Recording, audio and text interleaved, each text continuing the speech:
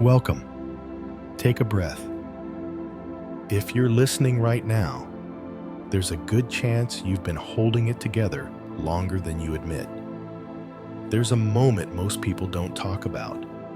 It happens after a long day, after the message you didn't expect, after the tone in someone's voice changes, right before you respond. That moment is quiet, but it's heavy. You feel the urge to explain, to defend yourself, to say something sharp, to walk away angry.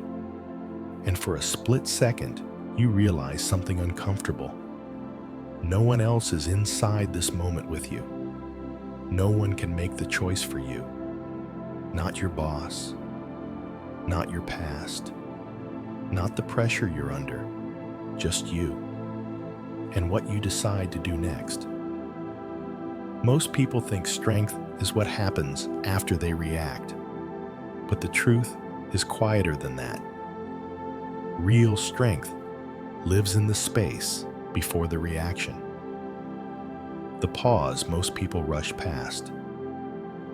Tonight, we're going to slow that moment down, not to suppress anything, not to pretend you don't feel it, but to show you how that single pause can shape the kind of person you become. That pause you just felt doesn't disappear. It follows you. It shows up the next morning when you replay the conversation in your head while driving to work. The radio is on, but you're not hearing it. Your jaw tightens at the red light. You tell yourself you should be over it by now, but you're not. Most people think the fight is with the situation, the email, the comment, the look on someone's face, the decision that didn't go your way. That's what it looks like on the surface. But if you slow it down, really slow it down, you start to notice something else. The words already ended. The moment already passed. And yet the tension is still there. Because the real battle isn't out there anymore. It's happening inside you. It's the argument you keep having in your head. The one where you finally say the perfect thing. The one where you win. The one where they finally understand. That argument can last for hours, sometimes days, and it drains you in a way no external problem ever could. You start snapping at people who had nothing to do with it. You feel restless even when nothing is wrong. At night, when things are quiet, your mind refuses to be. This is where most people get it backwards. They think peace comes from fixing the situation, from being validated, from getting the apology, the promotion, the recognition. But long before any of that is possible, something else is already happening. You're handing control of your inner state to something you can't command. A traffic jam, a meeting, another person's mood. That's not strength. That's exposure. Stoicism noticed this long before modern psychology gave it new names. Not as an abstract idea, but as an observation about how humans actually suffer. The Stoics understood something simple and uncomfortable. Events don't enter your life with instructions on how to feel. They arrive neutral. What hurts you is not what happens.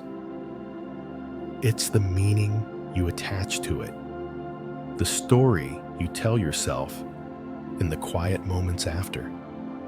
He disrespected me. This shouldn't have happened. If this is how it is, then what's the point?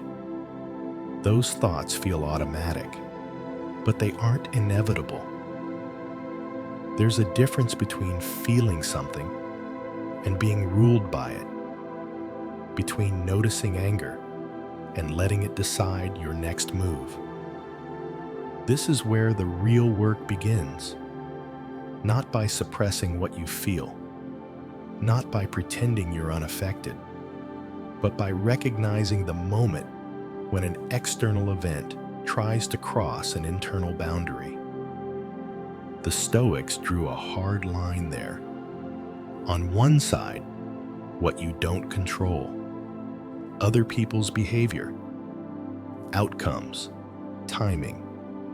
On the other side, what you do, your judgment, your response, your character in that moment. When you confuse the two, life feels chaotic. When you separate them, something steadier takes shape. You stop fighting shadows. You stop bleeding energy into places it can't do any good. The battle doesn't disappear, but it moves away from the world and into the only place where a real decision can be made. Inside that pause, something important becomes clear. Stoicism was never about gritting your teeth and taking more pain.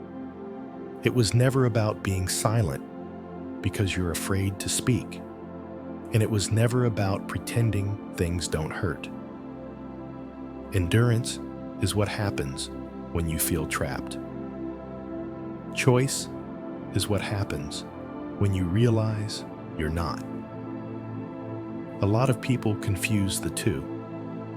They think being stoic means swallowing every insult, staying in situations that slowly hollow you out, letting resentment pile up because this is just how life is. That's not stoicism. That's resignation. Real stoicism begins earlier than that, before the jaw tightens, before the voice sharpens, before the story in your head locks into place. It begins when you notice the pressure building and say quietly, I see what's happening here. Think about a familiar scene.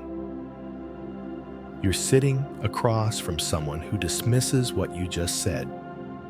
Not loudly, not dramatically, just enough to let you know where you stand. You feel it immediately. A heat in your chest. A thought rising fast. I won't let this slide. Most people act from that place without realizing it.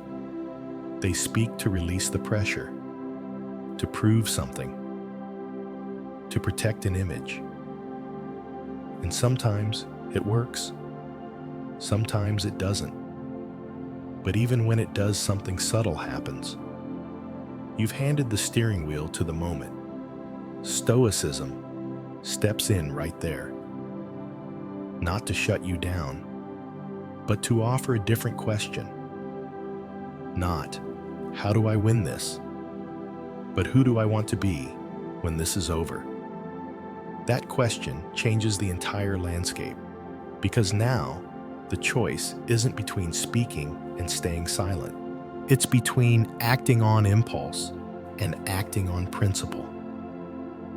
The Stoics understood that life constantly puts you in positions where you don't get to choose the situation, but you always get to choose the standard you hold yourself to.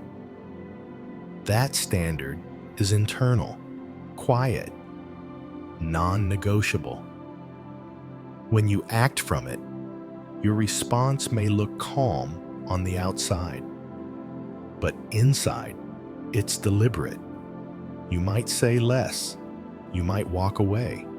You might set a boundary without raising your voice, not because you're weak, but because you're clear.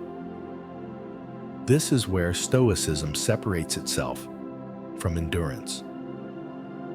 Endurance says, I'll survive this. Choice says, I won't let this define me. One drains you, the other builds you. Over time, these moments stack up. Every time you choose your response, instead of surrendering it, something solid forms, a sense of self-trust, a quiet confidence that doesn't need an audience. You stop replaying conversations as much. You sleep a little better. You feel less pulled around by other people's moods. Not because life got easier, but because you stopped letting every moment decide who you are. Stoicism doesn't ask you to carry more weight. It teaches you how to put some of it down. And it starts with understanding this: you are not strongest when you endure everything. You are strongest when you choose again and again to act in a way you can live with tomorrow. That choice is always available, especially in the moments that test you most. Especially in the moments that test you most, something quiet is being decided.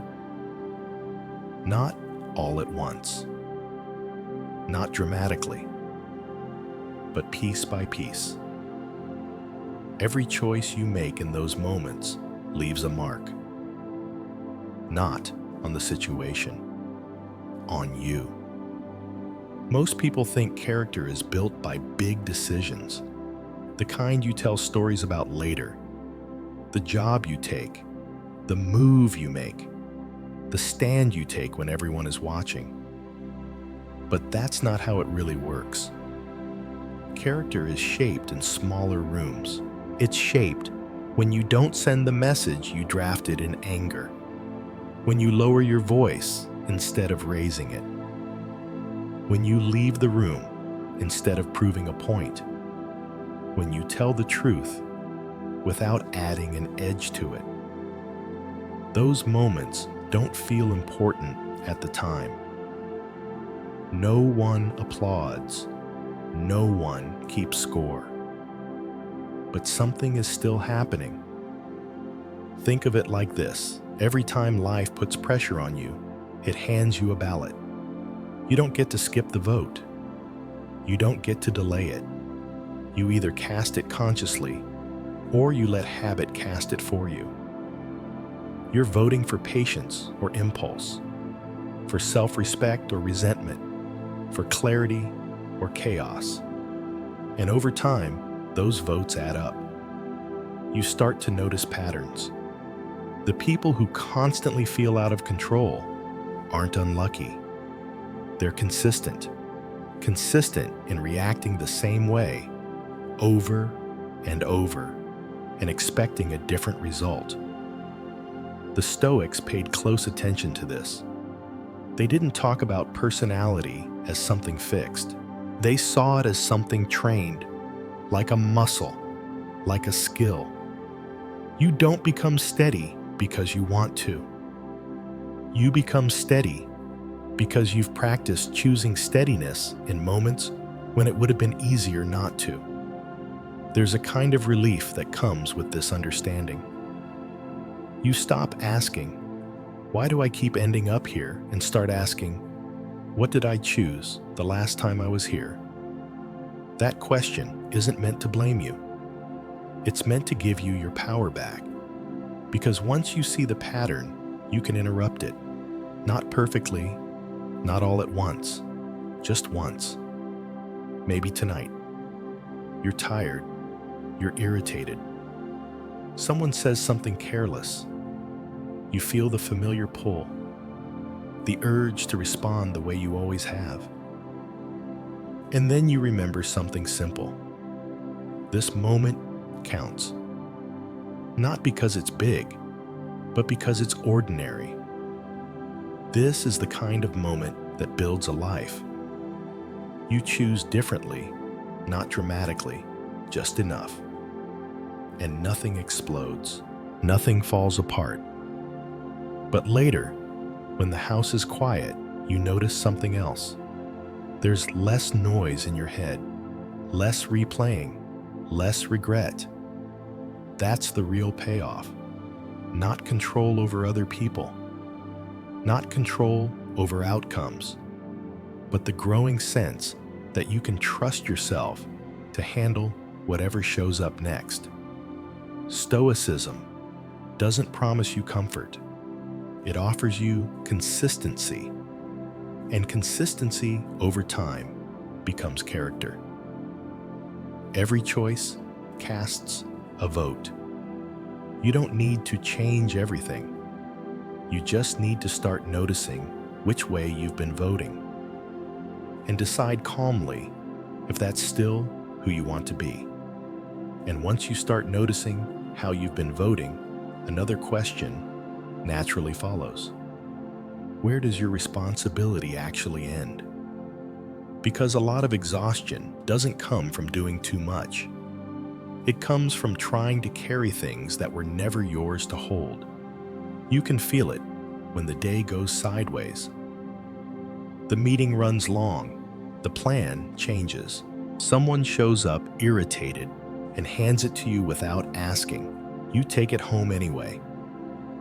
You replay their tone while standing in line for groceries. You carry it into dinner. You lie in bed thinking about what you should have said. That's not awareness. That's trespassing into territory you don't control.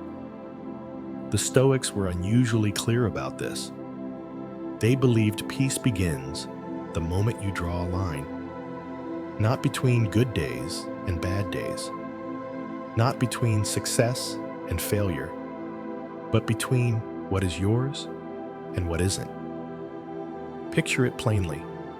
On one side of the line, other people's opinions, outcomes you can't guarantee, timing you didn't choose. The past. On the other side, your judgment, your effort, your response, the standard you live by. Most people live with that line blurred, so every comment feels personal. Every setback feels like a verdict. When the line is clear, something shifts. You still care. You still show up, but you stop bleeding energy into places it can't change anything. This isn't emotional detachment. It's precision. There's a quiet confidence that comes from knowing exactly where to place your attention. Think of a moment when someone disappoints you. They cancel. They forget. They don't follow through.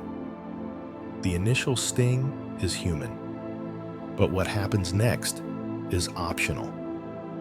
You can spend the next 2 days building a case in your head, or you can notice the feeling, acknowledge it, and ask a better question. What part of this is actually mine to handle? That question draws the line. It doesn't excuse bad behavior. It doesn't deny reality. It simply puts your energy back where it belongs. The Stoics practiced this relentlessly, not because life was easier then, but because it wasn't. They knew that if you tie your well-being to things you don't control, you'll live on edge, always reacting, always adjusting to other people's weather.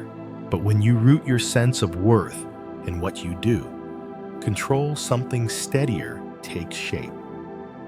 You judge your day by your conduct, not the scoreboard. You measure progress by effort, not applause. That's a different way to live. It takes practice. At first, the line feels unfamiliar.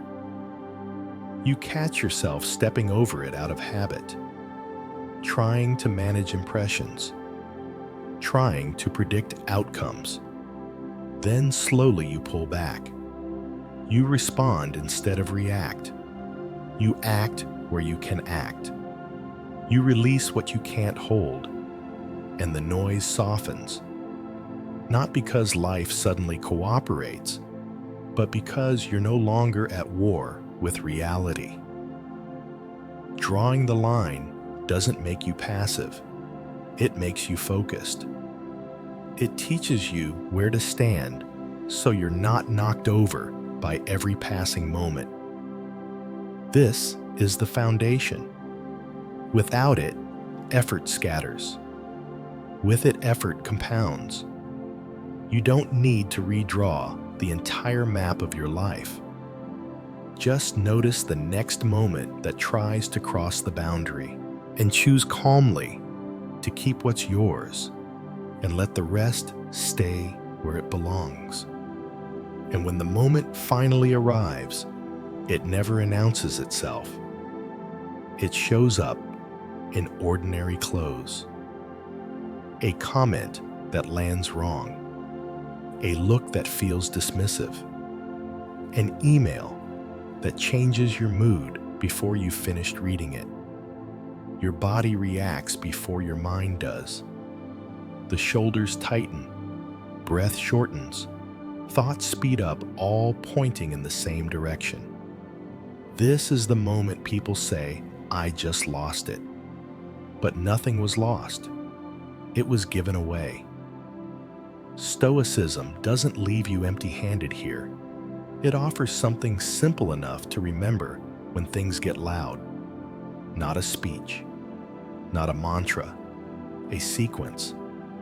First pause, not forever, not dramatically, just long enough to interrupt the reflex.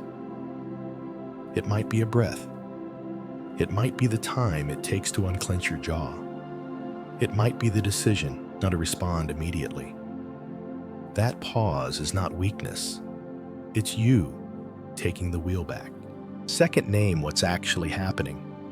Not the story, not the accusation, just the facts. I feel disrespected. I'm frustrated. I'm afraid this won't work out. Naming it doesn't make it stronger. It makes it clearer. Most emotional spirals grow because everything stays vague. Once it has a name, it has edges, and edges can be handled. Third, choose the action that aligns with your standard, not what feels good in the moment, not what proves a point, what you'll respect yourself for later. Sometimes that means speaking calmly and directly. Sometimes it means saying, "Let's talk about this later." Sometimes it means saying nothing at all and walking away. The Stoics believed your actions are the only part of a situation that truly belong to you. Everything else comes and goes. This is where people get nervous. They think choosing restraint means letting things slide. It doesn't. It means responding on your terms. You can set boundaries without anger. You can disagree without contempt. You can stand your ground without burning it. Think about the last time you handled something well, not perfectly, just better than you used to. You probably didn't feel powerful in the moment. You felt steady. That steadiness is the signal you're looking for. It means your response came from intention, not impulse. This practice doesn't eliminate emotion. It gives emotion a place to pass through without taking over the room. At first, you'll forget. You'll react the old way and catch it too late. That's part of it. What matters is that you start catching it sooner, from hours later, to minutes later, to moments. Eventually, you'll notice the urge rise and fall without needing to obey it. That's not suppression. That's mastery. And it doesn't require a new personality. Just repetition. Each time you pause, each time you name what's happening, each time you choose deliberately, you reinforce a pattern, not of control over the world, but of control over yourself.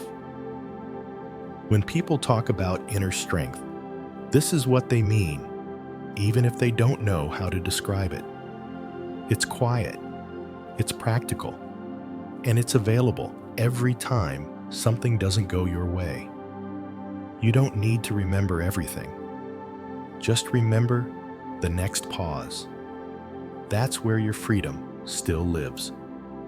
And once you begin to practice it, you start to notice something unexpected. The situation changes, but the moment feels familiar. The same pause, the same choice. Just wearing different clothes. At work, it shows up during a meeting that drifts off track. Someone interrupts. An idea you worked on gets brushed past. You feel the pull to push back hard, to make sure you're seen. And then you recognize the moment. You slow down. You speak clearly. Or you let it go, knowing your effort doesn't disappear just because it wasn't acknowledged right then. Different room, same principle. At home, it looks quieter. A short answer. A sigh where you expected warmth. The sense that something is off, but no one is naming it. You could press. You could withdraw. You could carry the tension into the rest of the night. Or you pause. You name what you feel without accusation. Or you give space without resentment. Not because you're avoiding the issue, but because you're choosing how to meet it. Same principle. When you're alone, it's even subtler. Late at night, the phone in your hand, the urge to distract yourself instead of sitting with the day. No one is watching. No one would know.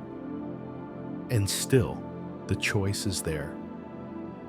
You either numb out or you sit quietly for a minute longer than usual. You don't force clarity. You don't solve everything. You just stay present. Same principle.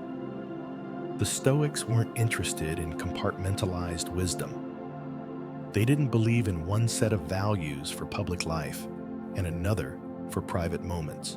They believed character is consistent or it isn't.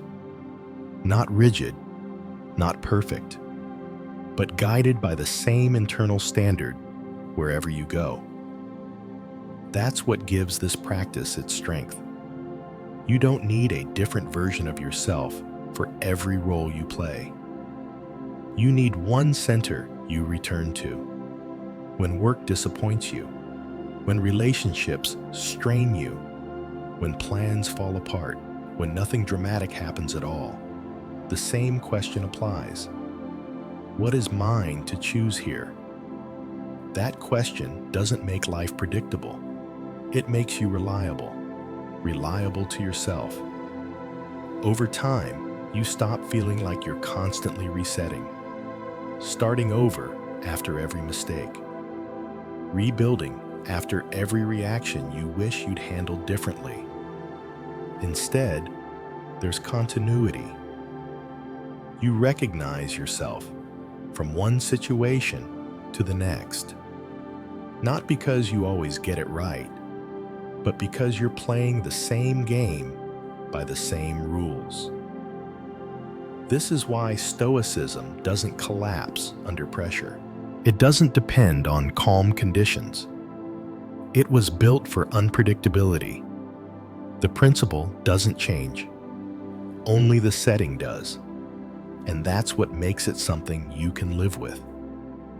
Not as a philosophy you visit when things get hard, but as a way of meeting whatever shows up wherever you are.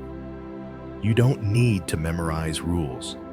You don't need to quote anyone. You just need to notice the moment when the familiar tension appears. And remember that the same steady response is available to you there too. Different day, different challenge, same choice.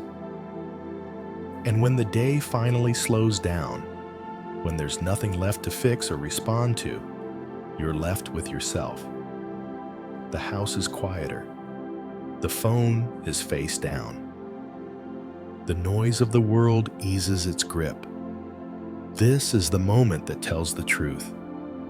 Not about how productive you were, not about how you were perceived, but about whether you can sit with the person you were today. Most people spend their lives trying to manage outcomes. They chase approval. They brace for disappointment. They measure themselves against things that shift every time they get close.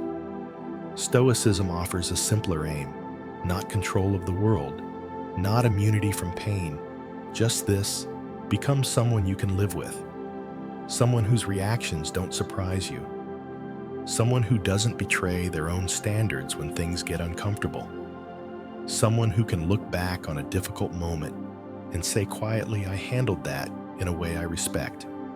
That's not a small thing. It's easy to confuse peace with comfort, but comfort depends on conditions.